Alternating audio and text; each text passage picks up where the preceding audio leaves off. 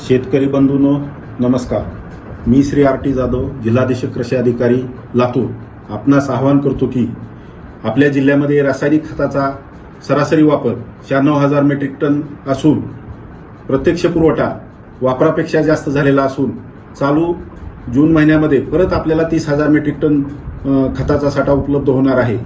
आणि आपण रासायनिक खताची मागणी करताना विशिष्ट ग्रेड आणि विशिष्ट कंपनीचा आग्रह न धरता मिश्रण पद्धतीने तयार केलेले खत, उदाहरणार्थ DAP ऐवजी 20-0-13 अधिक एक सिंगल सुपर फॉस्फेटची बॅग अधिक प्रभावी ठरते.